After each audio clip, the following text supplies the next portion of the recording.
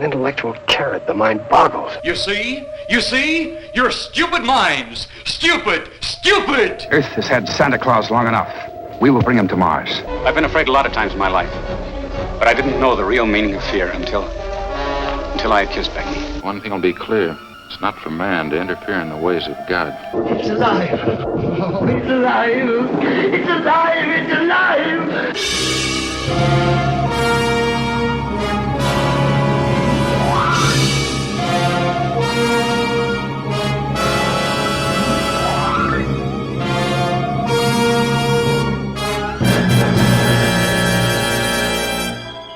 Good evening, everybody, and welcome to Earth vs. Soup, episode 157. I'm Aaron Pollier. And I'm Darlene. We promised that we would do the second part of a double feature from last week's Giant Gila Monster, and that was, the paired movie was The Killer Shrews. Opening night was the same night as the last one. Yep, double feature. June 25th, 1959.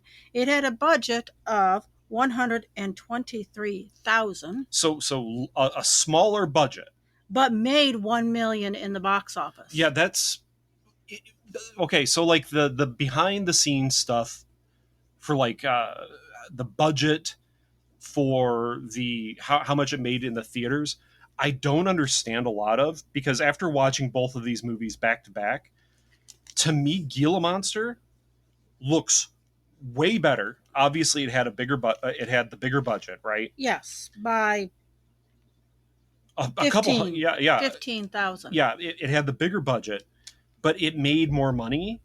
Like this one made more money. I did you see that? Because I didn't. Yeah, it seemed to me like it made more money. The Killer Shrews ended up making more money than Gila Monster. I don't know. It's strange because they were both made by the same people. There are different casts in these two movies, okay? And I think Gila Monster is the better movie of these two. But that being said, and I'm getting a little ahead of ourselves here, I liked both of these movies. I thought they were both competent, well done movies that aren't honestly that dumb. And I think both of these movies get shit on way too much in, let's say, old sci-fi circles or B-movie circles. Like, people just say, oh, well, it's Killer Shrews and Giant Gila Monster. They're low-budget pieces of crap. No, they're not. Killer Shrews was a little bit less of time. The Giant Gila Monster was 75 minutes, and this one's 69 minutes. Yeah. And the one thing I should mention is both of these were filmed outside of Dallas, Texas. Yeah. And they were back-to-back filmed. Okay. So I don't have the date this one started like I did the other one. Okay. The close-up of the Shrews used a hand puppet. Yes. It was okay. The smarter one was the wider shots were a coon hound in a costume.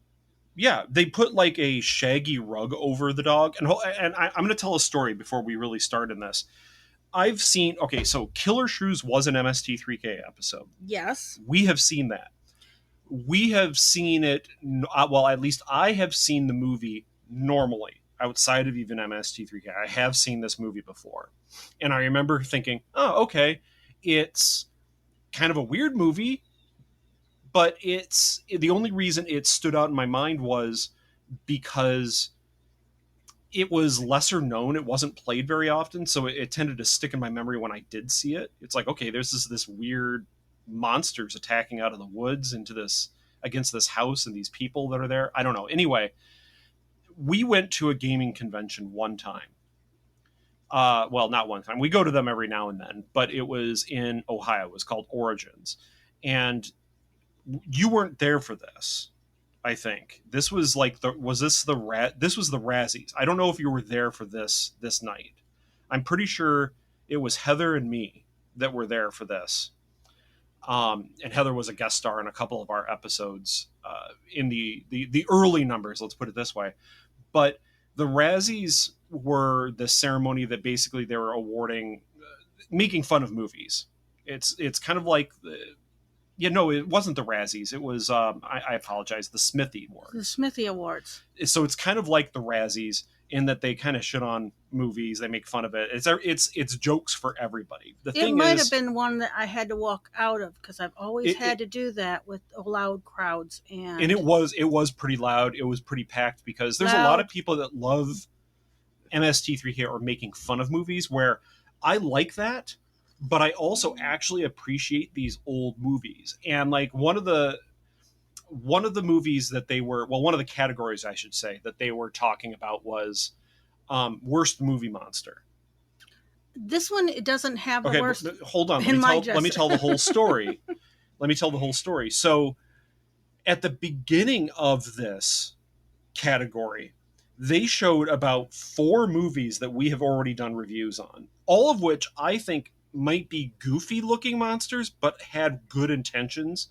One of them was Angry Red Planet, the bat, rat, spider thing that was on Mars. And they're like, oh, that's so dumb. And I'm like, no, honestly, that's nightmare fuel. That's not dumb. It might come off as a little goofy, but think about the concept of that. The concept, I think, is good, but Really how good. they portrayed it was... It's not the worst thing I've ever seen. By far.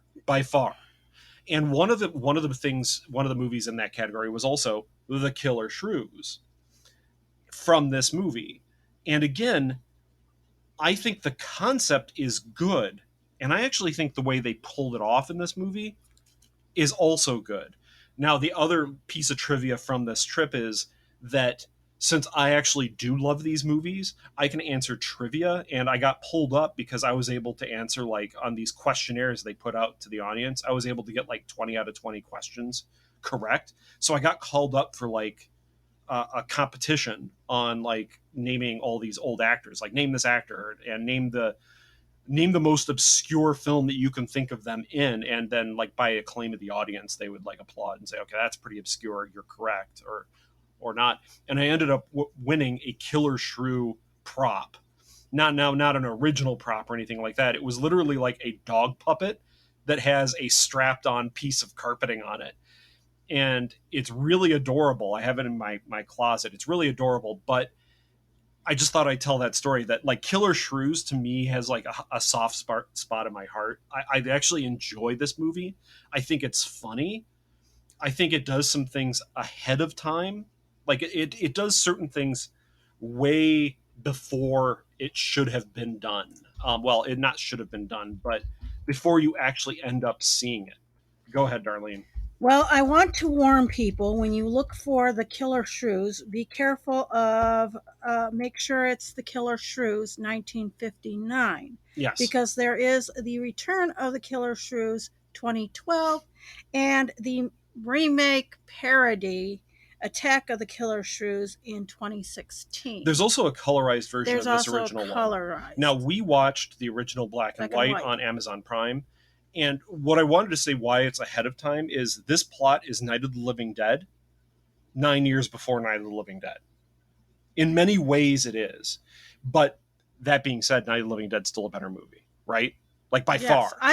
I'm scared when I watched Night of the Living Dead on big screen. On the big screen, yeah, it really comes across. It really gets under your skin. But I'm saying a lot of the plot points, like some of the way the movie comes across is Night of the Living Dead. Not that there's like people are turning into fucking into killing killer shrews or anything like that. It's just that one bite and you're dead. And you're dead, or they're trapped in a house at night. Things are trying to get through the walls at them. A lot of the stuff I see parallels to, and I'm not saying Romero ripped this movie off. I'm not saying that this movie deserves all the credit. I'm just saying there's some themes that are parallel here. And there's some themes in this thing that are old stone. Put it on an island where the people can't get off. Put a hurricane there. Is the hurricane really that well? It starts the movie, but so let's talk about the plot. The movie starts with narration, and it is an example of very poor narration beginning a science fiction movie to try to set up the world, but it doesn't make sense. And it's because at least it was short. Yes, but it says at the beginning something that starting in Alaska and moving south, the giant killer shrew has been like slowly moving across the United States. Okay, so it's spreading. So my first impression is that this movie would be about A scientists pandemic. researching these killer shrews that are spreading across the country and killing everything. It isn't. It has nothing to do with that. This narration has nothing to do with the rest of the movie. This is something that Ed Wood Jr. would have a problem with, because as baffling as the narration that he writes is, at least it tangentially has something to do with the movie. This one did. This one doesn't. It's I just don't even listen to him anymore. so we go into the credits and we start on a boat, and it's two guys, and they say that there's a hurricane on the way, and they can actually feel The barometer. the barometer dropping. Like it is that strong. And we're introduced to our main character here, and it's Captain Thorne Sherman, played by James Best, who you might know as Sheriff Roscoe P. Coltrane from Dukes of Hazzard. He is an actor. He has been in many, many things. In fact, a few things that we've already watched for this show, uncredited. Like he was in Forbidden Planet as a crew member, uncredited. Like, okay, he's been in these movies. There's a reason why he has so many acting credits. He's charming. He's actually a good actor. You might think he's just goofy from Dukes of Hazzard because that's like where his big role really was. But honest to God, he's one of the better parts of this movie, correct? Yeah, I would say yes. I think he's still kind of learning at this point. We have the second character is a problematic character, and I'm using character in large air quotes because it is a character named Rook Griswold, played by Judge Henry Dupree. And this is a character in the same way that a Twinkie is fine French pastry. He is a almost vaudeville caricature of a black man who is it's almost offensive. It is offensive. Let's say it is offensive. Oh gosh, gee willikers, I'll play Dixieland jazz on this engine. It's some pretty offensive stuff that happens, and he's killed very quickly in the movie. By the way, it's ethnic characters are killed in this movie fairly quickly. There is a Spanish speaking person. I'm not going to say he's that is treated like crap by everyone, and he's killed very well. I won't say very quickly. He's killed quickly though. The only people that really survive any length of time are obviously white people, but it just the and obviously most of the characters are white in this, as is most 1950s and 60s science fiction movies. What is distinct in this is how just caricature like Griswold is on screen, played by Judge Dupuis. There's also Jerry Farrell later on. Farrell, yeah, played by Ken Curtis. That's playing a loser drunk who's very stereotypical and very jealous, and I don't know, everybody's very two-dimensional, and I'll say the ethnic characters in this are the people of color in this are one-dimensional. So we are introduced to the captain and his assistant, and they say there's a hurricane on the way. They're going to take shelter in the cove of an island that they're on their way to anyway. Now, they have supplies for a scientific experiment that is occurring on this island, and they come out there, once a month? There's supposed to be, somebody coming once a month, and the last shipment, we find out later, didn't come. Now, when they land, he comes out, and they're met by some of the people that are working on the island. We're introduced to Dr. Marlowe Craigus, his daughter Anne Kragus, and Jerry Farrell. Jerry Farrell with a shotgun. Yeah. And we're already told by James Best as Captain Sherman that, hey, look, it's really weird to greet visitors to the island. I guess Captain Sherman has never come out to the island before. He was just contracted to come out this one time. So he doesn't know anybody on the island. But he's like, that's really strange coming out here to meet guests to your island with a shotgun. And Jerry's like, well, we're just being cautious. You never know. Okay, but everyone's being very cagey at this point. We're already aware that there's something weird going on. And a female is dressed in... She has a dress on. She's dressed to like she's going on a train or a plane or something. Because she is. Well, she isn't, but she is supposed to be leaving the island. She wants to get off the island. She actually wants to take her father with her, but she's being sent away off the island. And we learn later that it's for her own safety. Now, the captain says, okay, look, guys, there's no way in hell you're leaving the island right now. We're not even getting the cargo off the ship. A hurricane is coming in. I need the cargo to sit in the ship to give it ballast so it doesn't roll as much. It'll weigh it down in the water more, and there's less of a chance of capsizing. I'm not sure if that's true or not. I'm not a naval engineer. I'm not a cargo expert. But okay, that makes sense. He sends Griswold back to the ship, and he says, look, there's something fishy going on. He doesn't send Griswold. Griswold goes by himself because he says, I got to do some things on the thing. Yeah, and the captain says, make sure you grab the pistol. Yeah, come back. When you come back to the island, come back armed. Come back with the pistol. Because there's something weird going on. And I don't know what. I have to say that whoever wrote those lines tried to make it seem like the captain didn't have a problem with his no thing, that he had no issue with racism or anything. He wasn't racist at all. No, in fact, I would say none of the characters here actually seem racist at all. No, there is nothing that is said. Farrell does. Who? Farrell? Farrell, because of how he treats Miguel. Or Mario. Mario. No, I would say he treats everybody like that. I think he's an asshole to everybody. But what I'm saying is that the things that are racist are the ways that the characters are written. People of color are written in this.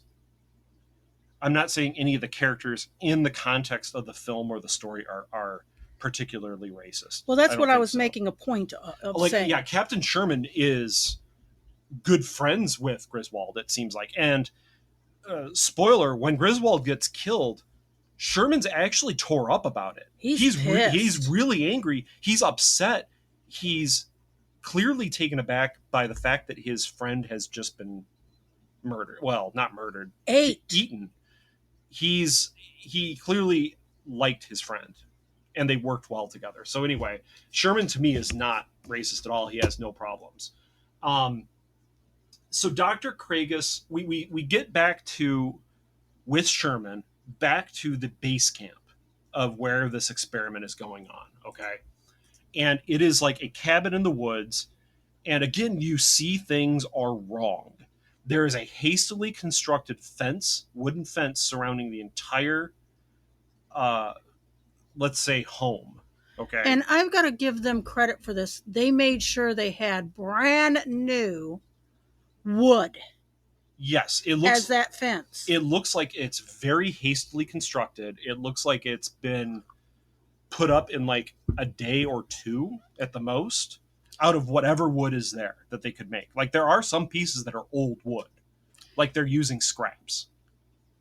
And they make sure you notice that it goes all the way to the ground. Yes. We also see a large radio aerial. And Sherman's like, hey, buddy, hey, why haven't you radioed for supplies? Since you say you didn't get supplies before, what's going on? He's like, well, our radio's been broken for a week. And we don't have the pieces to fix it. Okay. So we're setting up why everything in the rest of the film is happening the way it does. All right. So the people on the island don't know about this hurricane coming in because they don't have a radio. Fair enough. We also know that they can't send a signal for help because they don't have a radio. There's a radio on the boat, but they can't get to the boat later on because of the hurricane. Right? Yes. And the fact that, like, there's killer shrews, et cetera, et cetera. So at the very least, this movie is trying to set up rationale for why things are as difficult as they are. I always call this the 10 little men, 10 little Indian, because the first person I think when I ever read, I won't say she's the first person to do it, but my first imprint of an island with only a set amount of characters that are acting off of each other was 10 little what story? It's Agatha Christie's, and the other name is and then there was none. Okay, all right. So we this is where we learned that Anne Craigus was going to leave the island, but now has to stay. We also now meet Dr. Baines, who's played by Gordon McLendon. Dr. Baines is he a character? Not really. But we do learn from him that right away that this experiment that's happening out here is some sort of genetic breeding experiment. And we also now learn that Dr. Craigus is a crazy person. Dr. Craigus's entire point of being out here is that smaller creatures use less resources, but they live short lives. So he's connecting, like, long lives with large size, but with a large amount of use of resources. Now, that there's some correlation, but it's not like a direct one-to-one. Like, hey, look, horses are bigger than humans, but horses don't live as long as us. Right? Where, like, the way he's explaining it is horses should live a lot longer than humans. And elephants should live, like, a huge amount of time compared to humans, and whales should be, like, damn near immortal. Okay? So his experiments have basically been using mice because they breed very quickly to try to get these genes. And see generations. Well, he's trying to breed a mouse that basically can live to the human equivalent of immortal. And then, like, hey, if I can get a mouse to live for like 20 years, a tiny little field mouse to live for 20 years, that's like 300 or 400 years to a human. I also thought it had to deal with population and how much we will eat. Yeah, because he's like, if I can make humans smaller and live longer, we'll use less resources. But then I'm like, but if we're living longer, each individual human will end up using more resources, even if they're smaller. Like, I don't know. I hate this kind of drive that some of these old B movies have with science. It's like, I understand, like, the base concept. Hey, there's overpopulation. We're using too many resources. What's a good way of limiting our use of resources? Well, usually it's, no, we need to figure out how to better use the resources at our disposal, waste less, or the big kicker of the 20th century was food. And how that was solved was fertilizer use, effectively, and modern farming techniques of crop rotation and machinery. Now, there's a problem with all of that in that there's a large amount of pollution that comes from that. Obviously, there's consequences to that. Erosion. But, well, it's more about chemicals and greenhouse gases and all that. But regardless, it's not about we're going to genetically engineer mankind to be half the size and live 4 times as long. It's not going to be, hey, I'm going to engineer a cow that's going to grow to be the size of the Eiffel Tower, and we can just cut chunks off of it as though it was like a mosquito bite, and it'll just regrow those pieces so we can all have steak all the time. Like there's these weird ideas that come out, and this is one of those ideas that it doesn't make a whole lot of sense. But anyway, I guess some of the creatures they were experimenting on have gotten out into the wild of this island, and they had traits that were directly counter to the experiments. And these traits were large, hyper aggressive, and very rapid breeding. But as he was talking to Captain Sherman in that babble, I actually even have it as babble. The doctor actually said that the Shrews, he gave it the actual name, the scientific name. So the captain didn't realize it was a shrew. They are aggressive. Certain breeds of them are aggressive. And what he did was, in that genetics, it ended up amplifying it. Yeah, so they're basically rage zombies of shrews. We have Anne. We learned that Anne was engaged to Jerry Farrell. Yes. Up until like the night before, because Jerry is a drunk, abusive emotionally and physically, and just generally an ass. And we just kind of learn about that. And that Jerry is the person that left the cages open, I guess.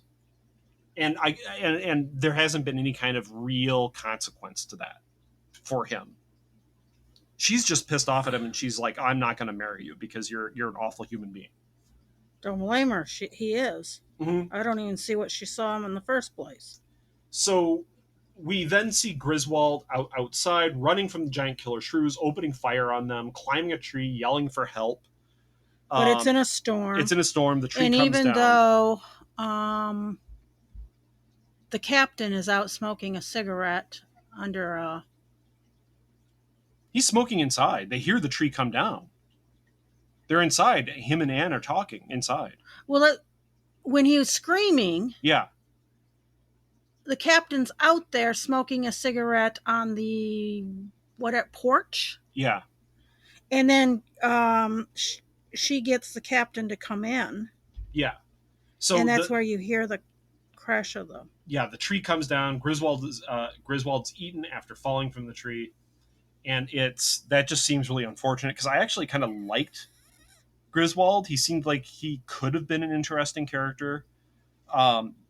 It felt like they were setting him up to be, but like you said, some right of the racist kind of portrayal that they were that they kind of did, that the actor was working against, you were like, yep, nope, he's going to die. That's what I said. So we end up having Anne saying, hey, look, the captain shouldn't go outside because of the killer shrews. And it turns out that this is where we learned that there were 2 mutant shrews that were growing out of control that escaped. She holds a gun on him. Yeah. They don't like daylight. They only come out at night. And by now, food on the island is gone. Because I guess they're carnivores? Cannibalist. No, they're carnivores. They're carnivores, yes. They have eaten all the cows and things that were on the island, because Anne said earlier that they were somewhat self-sufficient, that they had cows for milk and things like that. But all the animals have been stripped clean from the island, and they'll start feeding on themselves. So all we have to do is wait a couple days. They'll eat each other until there's one left, and then it will starve to death. So they're rage zombies, right?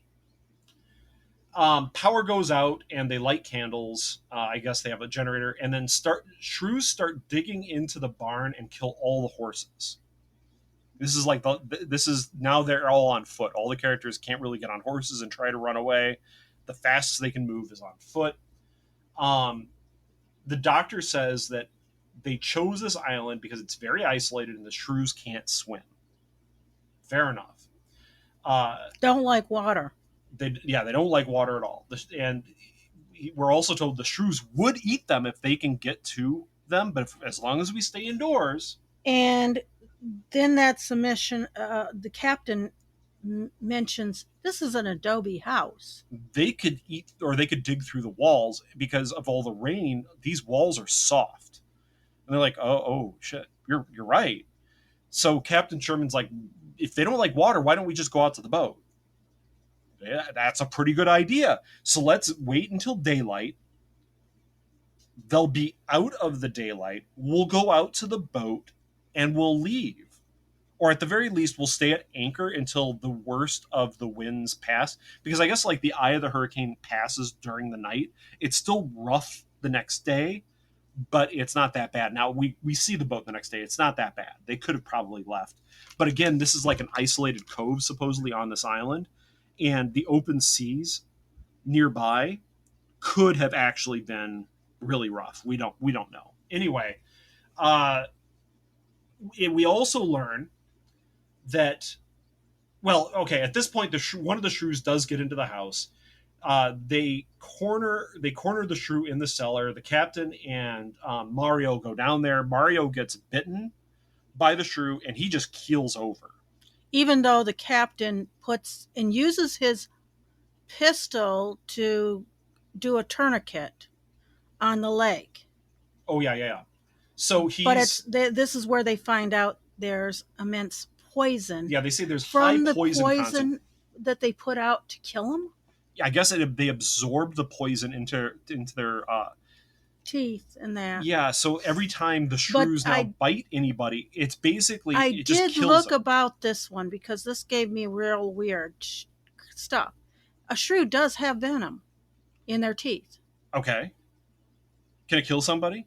No, it makes whatever they kill, the little things that they hunt. Yeah. Other mice, stuff like that. It kills them. Okay.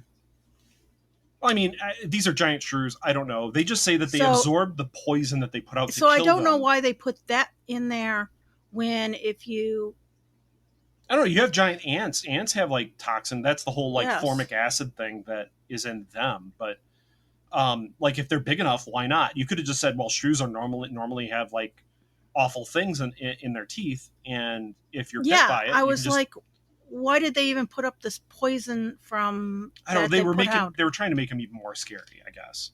So now they're like, toxin infested, cancer ridden killer shrews instead of the snake from Hard Ticket to Hawaii. Toxins and poison. They didn't use they didn't put radiation. Radiation. Yeah, radioactive, cancer-ridden snakes. So the shrew has high poison levels. The next morning, the winds have died down. The drunk ex-fiance Jerry Farrell goes out with the captain. Oh, and that night, mm-hmm. where they put a because of Farrell gets drunk and he has Mario take his watch. During the time of that watch, a shrew gets in or something. That's what happened. Yeah. And I was like, the death of Mario is all because of Farrell's drunkenness. Sure. So again, another drunk guy tells the captain to stay away from Anne and draws down on him with a shotgun. The captain lays him out. Just lays him out and says, "You don't draw on a guy like." Because on their way back, Farrell is nothing more than a coward. Yeah, because the shrews are out hunting, and this is where they find what's left of Griswold, which is like the pistol and a belt buckle and a piece of a shoe, like a shirt. No, there's like a shoe sole there. Like it's real. They really stripped them. There's no bones left. They ate everything. They run back to the base, and the captain gets locked outside for a little bit by Farrell because Farrell's a coward. Captain climbs the fence and just beats the hell out of Farrell and almost throws him over. Yeah, he almost throws him over, and I'm like, oh, when we were watching this, okay, it's kind of a lighthearted zombie movie, and I was like, okay, this got intense because Sherman was pissed off.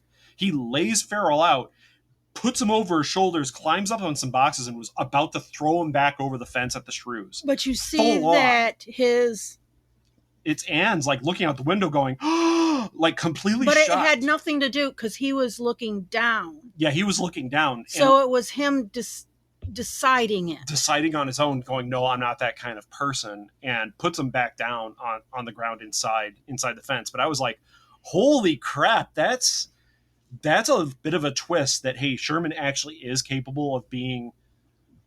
Well, your best friend got 8. Exactly. It shows that he actually cared about Griswold. He's sick and tired of this guy who's being a coward. He almost died because of him. Twice, because first Farrell drew down on him with the shotgun. And held the shotgun to his back. Yeah. And now he got locked out. This guy doesn't deserve... Okay, no, wait. And I'm not a murderer. I love the scene that they had where Farrell keeps trying to ask the captain for his pistol as well as... Yeah. Because the captain just goes around and grabs the shotgun that the guy... Or rifle... and takes it out of Farrell's hand. Mm-hmm. So, let's see here. We basically end up having the final showdown inside the house. The Shrews are getting in, bites Dr. Baines, and Dr. Baines, like any good scientist should, he just types. He types all the symptoms as he's dying. He's like, now I guess I'm having, incredible gas. It is 5 minutes after I have been bitten.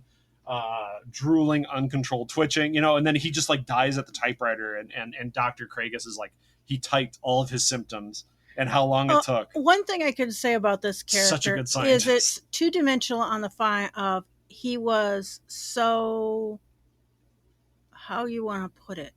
He had ADHD is what I would say. He was obsessed. He was obsessed and compulsive behavior. The Shrews are digging through the adobe walls, and they end up putting like a couch in front of the adobe wall that has a hole in it. I'm like, okay, is that going to stop a Shrew that's digging through an adobe wall? You put like a nice ottoman in front of it. It'd be better to take the wood that's in the Davenport and shell it. Yeah. It's okay. Come on. So the captain ends up coming up with this idea to use the chemical drums that are out in the yard to basically use as tanks. Empty ones. Empty chemical, because we're just going to tip them over and we're going to use them like an armored shell. And we're going to walk down to the water, go out into the water, and then swim out to the boat. And with an arc welder, they open up little holes. Little holes to look out of. And then they lash like 4 together. This is not a dumb plan. This actually isn't a dumb plan, as long as they keep the bottoms of the barrels very close to the ground. These are heavy barrels, right? They're struggling to keep them up. So the Shrews are going to have a hard time getting underneath them, and they just basically are throwing themselves at these barrels. Now, and they also said, hey, look, if we just have each one of us have a barrel, they're just going to slam against the side, tip us over, and eat us. So that's why we're going to lash all of these together. So our center of gravity is really low, and they're not going to be able Farrell being Farrell again. Yeah, he freaks out, grabs a shotgun, jumps up onto the roof, and says, "I'm not going to go with you." So one per. They have 4 of them already. Yeah, so now they're put together. They're ending up having to drag this basically empty can that somebody was supposed to be carrying. So it sits them off balance too, and you see that when they go down a ravine. Yeah, that they're struggling with the weight that they didn't normally need to actually carry. And it put the 2 people, because basically the weight was supposed to be on Farrell and Sherman. The captain. Mm-hmm. Because they're the thinnest people. The other 2 were going to be in the sides, because this is like a diamond pattern. Yeah. 1 in front, 2 on the side, and 1 at the back. Yeah. So they unhatch the latch to the outside. The Shrews run in and start throwing themselves at the barrels, and they're not getting in. They're trying to like chew through the little like eye slits that they cut through. They're not able to. Scream Queen. She screams. Yeah, she does scream. There's at one point one of them is able to get underneath her barrel and grabs her shoe. That's on the ravine. Yes. And she's really freaked out for good reason. Like one gets underneath, gets its head underneath. But go ahead. But at this time when they're going and the Shrews are following them, Farrell decides it's his time to escape. Yeah, and what does he do? He gets eaten. Screw him. Yes. So they make it out to the water, get out underneath from the barrels, and swim out to the ship. The end. Because the shrews aren't coming out.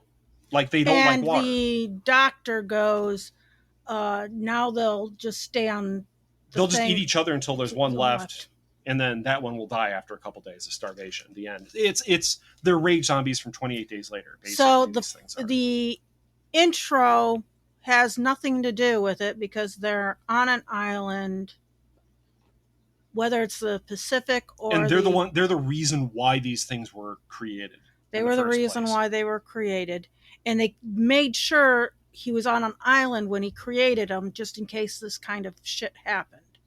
Yes, which is good thinking ahead of time. And like, the reason why everything happens in this movie is there. They spell it all out. Like, here, it's all feral. Well, feral. yeah, it's feral, but I mean, the point is that there's a reason why they can't single for help.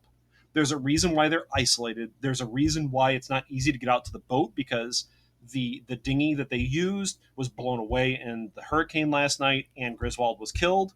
So there's no one to just get out to the boat, because it's not like they anchored the boat right on the shore. They anchored it in the middle of the cove, as they should, because if you anchor it really close to the shore, the waves are going to throw it up. It makes complete sense. So what works in this movie? I actually think, like I said, a lot of the setup in the early parts of this movie work because it pays off later. And the other thing I can say is when you go down, when the captain and Farrell go down to see about the boat, and find out what happens to Griswold, you see that something just plowed through that area.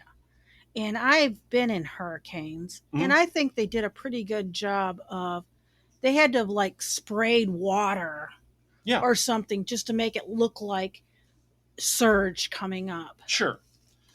Because I really do think that's a lake. Okay. Near Dallas. I will be brave and say I actually think the dog extras with the extra fur strapped to them, as what they showed, how they showed the shrews in the middle and long shots, they were just regular dogs. It made them look like they were real creatures because they were dogs running. That worked. I think it worked too. I really liked. Now the puppet really was. The puppet was iffy. I won't say it was bad. And the other thing is, they used the puppet to make the note in the holes in the fence when they were like chewing through things. Yeah. And that was the same footage. Sure. Over and over again. It wasn't bad, but it wasn't good. I will so just that say could have been like, improved. The dog actors worked. And all you needed to do with a coonhound, that's what they used too. Okay. Was probably use whatever you give them, something that smells. Yeah, and they're just going to run around. Yeah. They're going to run around, and you have like meat or something. Yeah. And they're going to go after it. I bet you those dogs were really happy to actually just go chasing around in the woods like that with humans to play with for like a couple days. Honestly, that worked.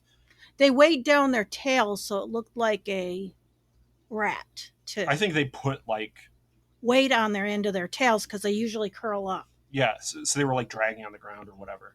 I think James Best was a good actor in this, especially that scene where he's considering throwing Farrell over the fence. Like, I actually went, oh crap.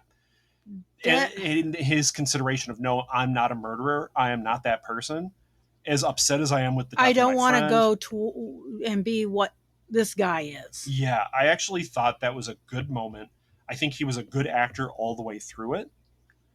I don't think anybody else was bad. I just don't think anybody else was really good. She was a Ingrid Goat.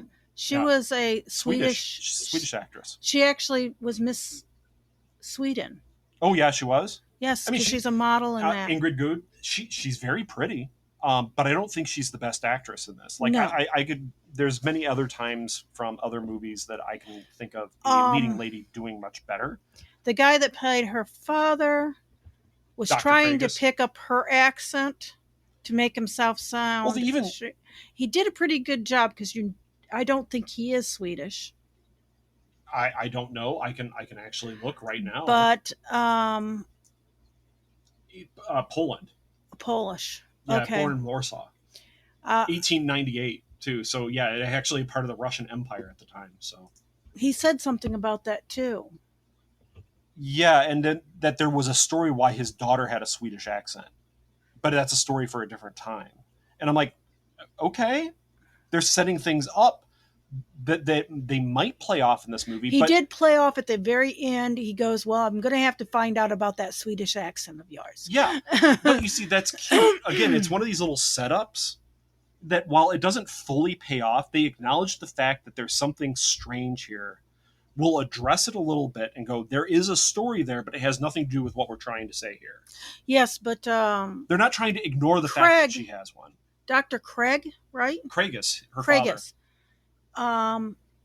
Actually mentioned that he had to leave Poland or wherever it was that he was from. Mm-hmm.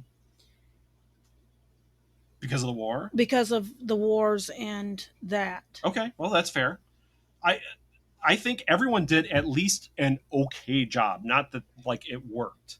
I thought the filmmaking was fine. I don't think it stood out. It was fine.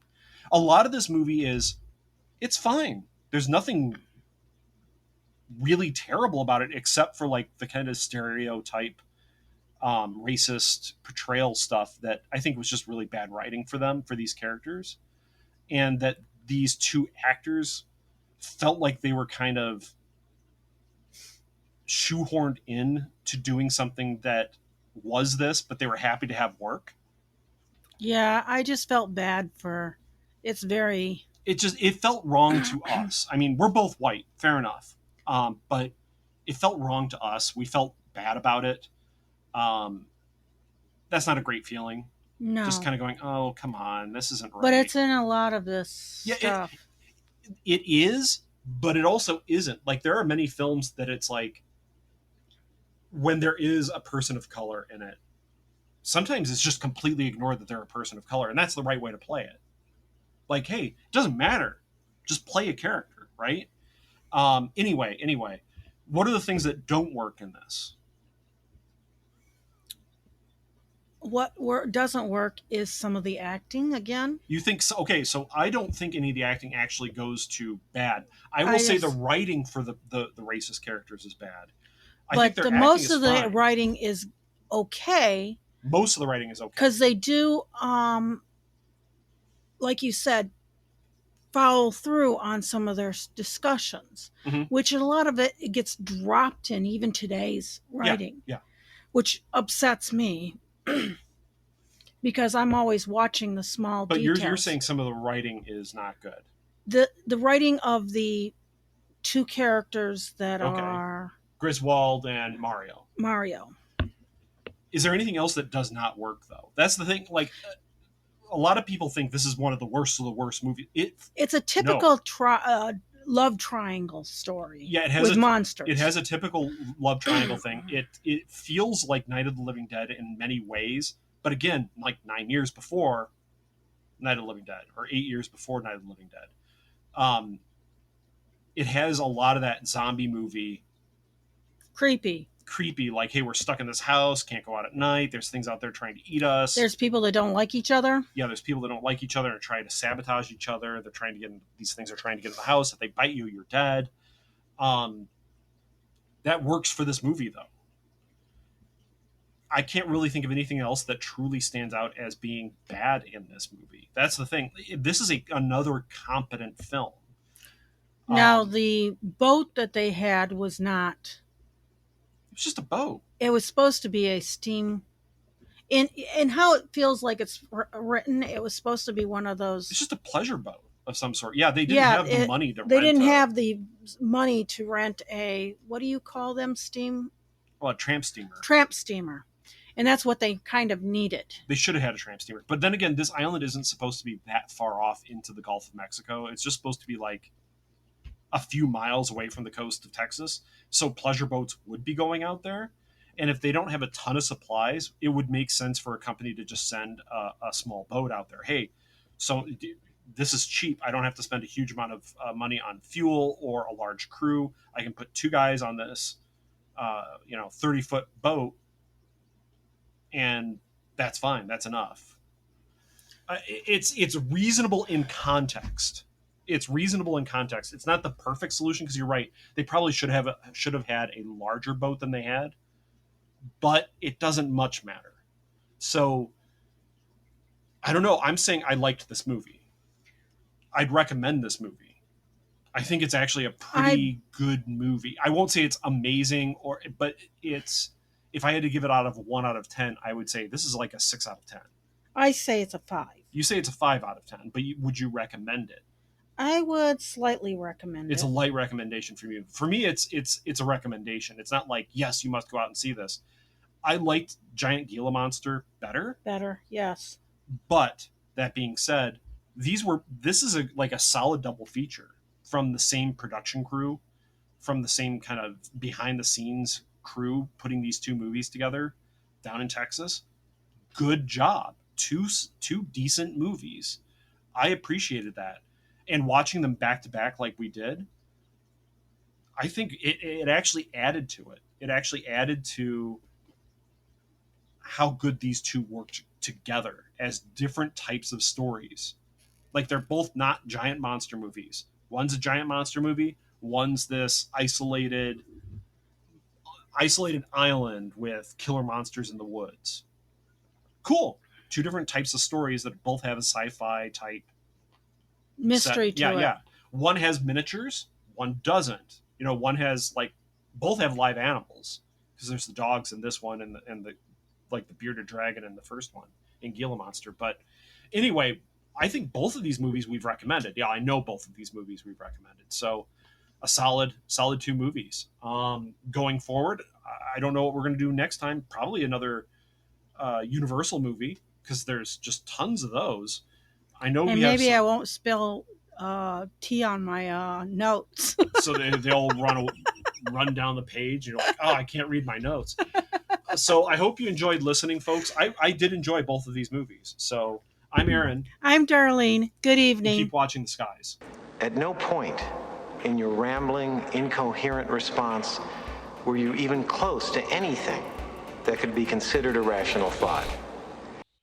Thanks for listening to this episode of This Week in Geek. Hungry for more? Check out our website at thisweekingeek.net. You can subscribe to the podcast, browse our Twitter and Instagram, and leave your thoughts on today's topics. If you'd like to give us some feedback, send us an email at feedback@thisweekingeek.net. Tune in next time, and remember, lower your shields and surrender your listenership. We would be honored if you would join us. Thank you for your cooperation. Good night.